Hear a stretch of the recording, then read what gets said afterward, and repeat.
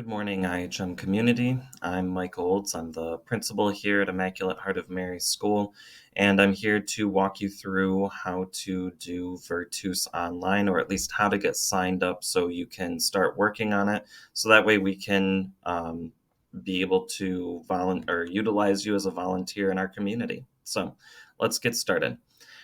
First, you need to go to virtusonline.org. You can see it at the top of our bar here.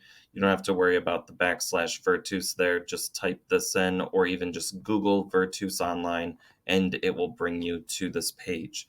Feel free to pause at any time to kind of do things concurrently with me as needed. So you will be a first-time registrant, so click on first-time registrant right here. And then you have two options. The first is doing the registration process, so that way you can fill this out and do these things online, which is what this video is for. If you wanted to see a list of sessions in our area, you can go ahead and click on view a list of sessions, and you'll see when sessions are being run in the greater Lansing area if you'd rather do this for a few hours in person. But we are going to focus online. So click begin the registration process. Please select your archdiocese, diocese, or religious organization from the list below. We are looking for the Diocese of Lansing, which is just going to be listed as Lansing. And here it is, Lansing, Michigan, and then you can see in parentheses it says diocese. So click on that, click select, and it'll take you to the next prompt. Have you previously registered with Virtus Online? Say no. And it'll go to the next part where you need to create a user ID and create a password. So I'm going to just put in my name, I guess. I'll just put in Michael C. Olds. My middle initial is C, so that's why I threw it in there. And then my password, I'll just use some standard password that I commonly use. Let's see, so now we will continue. And you might want to write your username down and also write down your password just on a little side piece of paper. If you infrequently visit this website, then it'll make it easier for you to remember to get logged in. So now it's going to go through and kind of ask you to fill out a bunch of information here. So I'm going to quickly go ahead and do that. Once you finish filling out the information, then you just click continue.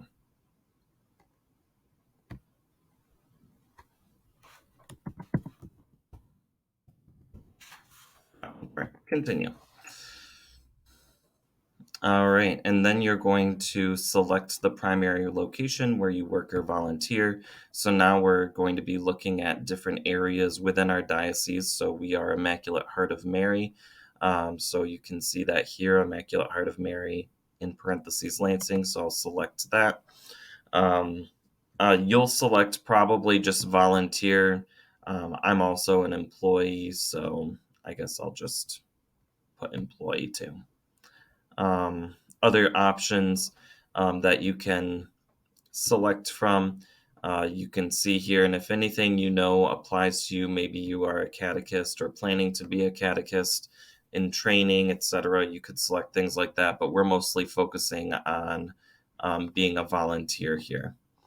You could be a grandparent, that could be pretty common. I'm a principal, so I guess I'll just select that, etc. You get the idea from all of these lists. Maybe you're also a parent. I'm a parent, so I'll select that as well. And then title or position, you could just put volunteer down, and then we'll just keep going from there.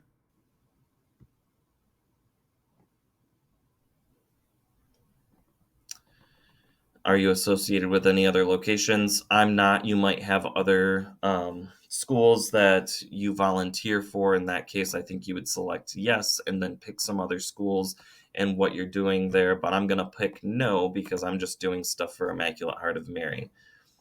Am I a parent or guardian of a child under 18? Yes. Do I interact with, work with, or come into contact with minors in this organization? The answer is yes. Do I interact with, work with, or come into contact with vulnerable adults?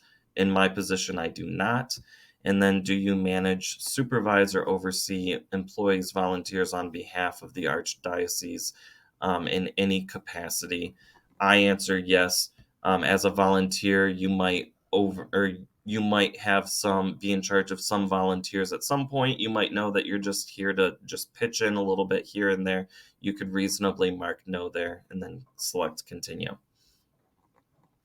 The code of conduct. It is actually worth reading this through. So take a minute to um, pause this to read through the code of conduct to see the expectations and then select yes, I understand, if you understand.